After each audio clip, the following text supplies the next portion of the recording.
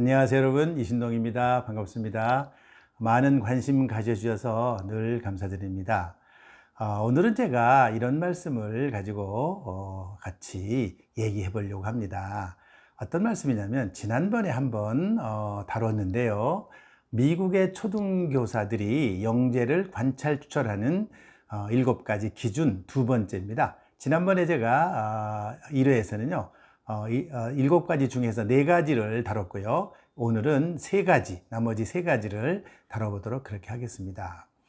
영재를 이제 학교에서 선생님들이 보고 굉장히 아주 똑똑하다, 우수하다라고 생각하고, 그리고 그 아이들을 영재교육원에 추천을 해주는 거죠.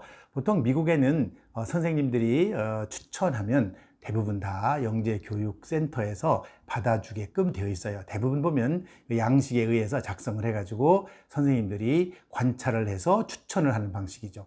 우리나라도 지금 영재를 관찰 추천하는 그런 방법을 많이 쓰고 있습니다. 관찰 추천한다는 거죠. 수업 시간에 아이들이 하는 걸 보면은 아이들이 똑똑하다는 게 보이죠. 굳이 지능 검사를 하거나 무슨 다른 심리 검사를 하지 않아도 사실 알 수는 있는 거죠. 그래서 그런 아이들을 선생님들이 추천을 해줍니다. 그럼 그 추천된 아이들이 때로는 면접도 하지만 어느 정도는 서류로 통과를 해서 영재교육원에 가서 공부를 받을 수 있는 기회를 준다는 그런 의미죠. 그럼 어떤 능력을 가지고 어떤 일을 하는 아이들을 선생님들이 추천하느냐?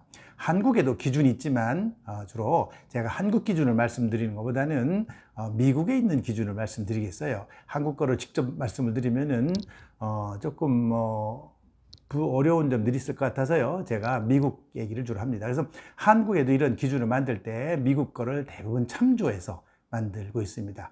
그리고 또 제가 낸 영재교육의 기초라는 책이 있는데 그 책에 상당히 나와 있는 그런 내용입니다.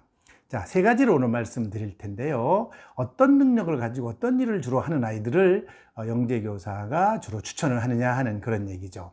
첫째는요, 교과의 내용을 다른 영역이나 다른 상황하고 잘 연결시키는 아이들을 교사들이 좋아합니다. 그런 아이들을 우수하다라고 생각합니다. 예를 들면은 우리가 교과에서 어떤 시를 배우잖아요. 그러면 그 시를 다른 상황에 잘 적응하는 거죠. 예를 들면 그 시를 가지고 다른 곳에 가서 이거를 활용하는 능력이라든지, 또 그 시를 가지고 과학적으로 풀어보려고 한다든지, 또 그 시를 가지고 사실은 사회에 어떻게 적용할 것인지 이렇게 연결을 자꾸 시키는 그런 것들을 잘하는 그런 능력을 가진 아이들을 우수하다라고 생각한다는 것이죠. 그뿐 아니에요. 이 언어라고 하는 것은요, 또 예술하고도 연결이 되지만 또 이 예술은 과학하고도 연결돼요. 예술과 과학은요, 사실 종이 한 장 차이로 왔다 갔다 하는 겁니다. 어떤 분들은 예술과 과학은 굉장히 거리가 멀다고 생각하시는데 그렇지가 않아요. 예술과 과학은 관계가 굉장히 높아요. 우리가 최근에 어떤 소리를 하냐면 창의융합의 시대라 그런 말을 많이 해요. 창의융합. 즉 융합이 굉장히 필요하다. 왜 융합이 필요하느냐? 옛날에는 하나만 가지고 모든 문제를 해결하려고 그랬어요. 그래서 모든 것이 이렇게 분석의 시대였어요. 20세기는 분석의 시대라면 21세기는 융합의 시대라고 볼 수 있어요. 그러니까 이제는 국어 따로, 수학 따로, 과학 따로가 아니라 이제는 국어와 수학과 과학이 같이 뭉뚱그리는 거예요. 같이 뭉뚱그려서 어떤 문제를 해결하는 겁니다. 어떤 아이가 우리가 교육을 시킬 때 그 아이를 뭐를 잘하는 능력을 갖게끔 키워주느냐면은 문제 해결을 잘하는 능력을 갖게끔 키워주는 거예요. 초중등 교육에서는 이 아이가 나중에 사회에 나갔을 때 그 아이에게 부딪혀오는 여러 가지 문제를 잘 해결하는 능력. 그 문제를 잘 해결하려고 그러면 교과 하나만 갖고 되는 게 아니죠. 그래서 교과를 융합해야 돼요. 그러려면 바로 교과를 뛰어넘는 연결이 굉장히 중요해요. 이렇게 어떤 상황이나 어떤 그런 영역으로 교과의 내용들을 잘 연결시키는 아이. 자, 그렇다면 우리 부모님들은 우리 아이를 키울 때 이렇게 연결을 자꾸 시키는 그런 교육과 훈련이 필요한 거예요. 집에서도 그냥 국어면 국어, 수학이면 수학, 과학이면 과학, 뭐 예술이면 예술 이렇게 따로따로 하는 게 아니라 예술과 과학의 관계. 그 제가 가르치는 그런 멘토링을 하는 아이가 있는데요. 그 아이가 보면은 피보나치 수열이라는 게 있잖아요. 피보나치 수열이라는 걸 가지고요 곡을 만들었어요. 제가 그걸 보면서 야, 대단하다. 그 피보나치 수요를 가지고 음악에 적용하는 것이죠. 이렇게 연결하는 겁니다. 이런 연결하는 것이 대단한 거예요. 이렇게 예술과 과학의 연결이고요. 예술과 수학의 연결이고요. 또 사회와 수학의 연결. 요즘은 이렇게 연결된 것이 굉장히 중요합니다. 이 연결하는 능력을 집에서부터 가르쳐 주시고, 이런 능력을 잘하는, 그런 걸 잘하는 그런 능력이 있는 아이들은 바로 우수한 아이가 되는 것이죠. 그 다음에 두 번째는요, 바로 학습을 아주 잘 이렇게 진행해 나가는 과정에서 아주 날카로운 질문을 하는 아이입니다. 학습의 내용을 가지고 날카로운 질문을 하는 아이를 선생님은 우수하다고 생각해요. 날카롭다라는 것이 여러 가지 있어요. 어떤 사람들은 이렇게 날카롭다 이런 얘기를 하면은 선생님을 공격하는 거라고 생각하는데 그렇지 않아요. 우리가 날카롭다고 하는 것은 선생님을 공격하는 그런 아이도 있을 수 있지만 그거는 바람직하지 않아요. 선생님이 가르쳐주는 그런 내용을 날카롭게 바라보는 것이죠. 남들이 바라보지 못하는 그런 내용을 바라볼 수 있고요. 그 내용에서 선생님이 이렇게 중요하게 생각하지 않았는데 학생은 굉장히 중요한 걸로 바라보는 그런 것들이 있을 수 있어요. 우리가 교과는 초등학교에 가면은 국어도 있고요, 수학도 있고요, 과학도 있고요, 사회도 있고, 음악, 예술, 미술 이런 것들이 있죠. 이런 것들 중에서 공부를 하는 과정에 실제로 아이가 바라보는 관점이라는 게 있어요. 어른이 바라보는 관점에서는 놓치기 쉬운 것들이 있어요. 이런 것을 아이가 잘 파악을 해서 그거를 물어보는 거죠. 여기서 꼭 한 가지 말씀드리고 싶은 게 있어요. 아이들이 학교에 가서 선생님에게 질문하는 시간이 많은데 그 질문할 때 항상 예의 바르게 해야 된다는 것을 꼭 명심하셔야 돼요. 아무리 똑똑한 아이라도 선생님에게 질문할 때는 예의 바르게 하는 것이 굉장히 필요해요. 예의가 없으면 아무리 좋은 질문을 해도 선생님이 그 질문에 대해서 긍정적으로 생각하지 않을 수가 있어요. 선생님이 기분이 나쁘잖아요. 선생님을 인신공격을 한다든지 이런 식으로 또 버릇없이 군다든지 이런 것은요, 사회생활 속에서 마이너스가 되지 절대 플러스가 되지 않아요.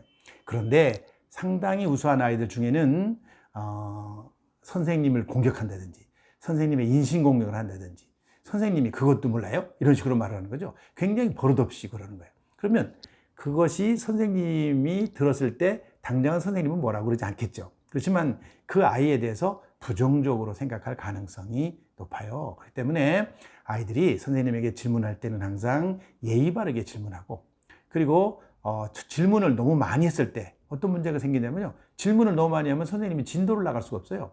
그러니까 그럴 때는 엄마들이 그 아이한테 호기심이 있고 궁금한 그런 게 있어도 그런 거를 너무 많이 질문하지 말고 이렇게 종이에다가 적으라 그러세요. 종이에다가 잘 궁금한 거 적어놨다가 다 끝난 후에 선생님한테 그걸 가지고 질문하는, 이런 거 참 좋죠. 그런 태도 너무 좋고 그런 방법 좋아요. 우리 아이들이 학교에서 생활하는 것은요, 조직 속에서 생활하는 거예요. 그렇기 때문에 질문을 아무리 훌륭한 질문을 해도 선생님의 감정을 다치는, 감정을 거스르는 그런 질문을 하게 되면은 그 질문이 정말 좋은 질문인데도 효과를 보지 못할 수가 있어요. 그리고 표정도 그렇고요. 그래서 항상 학생들은 선생님한테 배우는 사람들이에요. 그러니까 학습자로서의 태도, 학습자로서의 선생님에 대한 예의, 이런 것들을 부모님들은 늘 잘 가르쳐 주셔야 돼요. 이게 바로 질문을 통해 아주 날카로운 질문, 학습 내용에 대해서 날카로운 질문하는 거 참 좋지만, 그러나 그 태도, 이런 것들을 선생님들에게 하는 태도를 부모님이 잘 집에서부터 가르쳐 주실 필요가 있다는 것이죠. 그 다음에 세 번째는요, 그 남들이 생각하지 못하는 독창적인 생각을 표현하는 거예요. 독창적인 생각을 표현하는 거. 어떤 아이들은요, 독창적인 생각에 굉장히 독창적이면 좋겠다. 물론 좋아요. 그렇지만은 이 독창적인 생각을 오늘 제가 말씀드리는 표현하는 게 중요하다고 나요. 자기가 아무리 독창적인 생각을 가지고 있어도 표현을 잘해야만이 그게 바로 선생님에게 어필이 되는 거예요. 표현이 돼야 돼. 또 친구들한테도 내가 표현을 해야만이 그게 알려지는 것이죠. 그래야 되는데 그냥 생각은 많이 하고 있는데 집에 와서만 얘기해. 엄마한테만 얘기하고 집에서 가족들한테만 얘기해. 그러면 학교에서 선생님이 모르잖아요. 그래서 독창적인 생각이 있으면 선생님에게 표현하는 능력, 그런 것이 굉장히 필요해요. 그래서 표현한다는 건 여러 가지 방법이 있어요. 말로 하는 표현도 있지만 글로 하는 표현도 있어요. 요즘에는 글로 하는 게 더 좋아요. 글로 표현을 해놓으면 나중에 그것은 남아요. 기록으로 남아. 그래서 그것이 나중에 포트폴리오가 될 수도 있고요. 어떤 또 상급 학교에 지나갈 때 굉장히 중요한 자료가 될 수도 있다는 거죠. 그래서 오늘 제가 세 가지 정도를 정리해서 말씀드렸어요. 다시 한번 이렇게 말씀드리면 미국 초등교사가 영재를 관찰 추천해서 상급 기관에 이렇게 보낼 때 바로 7가지 그런 기준이 있다는 거죠. 그 7가지 앞에 4가지는 미리 말씀드렸고요. 두 번째입니다. 오늘 두 번째 바로 교과 내용을 다른 영역이나 상황과 연결 잘 시키는 것, 잘 연결시키는 것. 그리고 두 번째는요, 핵심을 찌르는, 아주 교과 내용 중에서 핵심을 찌르는 그런 질문을 잘하는 아이. 그다음에 세 번째는 독창적인 생각을 잘 표현하는 아이. 학교에서는 표현이 굉장히 중요하죠. 생각만 해가지고는 남들이 모르잖아요. 그래서 표현을 잘하는 그런 능력을 가진 이런 아이들이 바로 미국 초등학교 교사들은 주로 영재를 추천하는데 이런 기준을 가지고 추천한다라고 하는 것을 오늘 말씀드렸습니다. 오늘은 여기까지 하겠습니다. 감사합니다.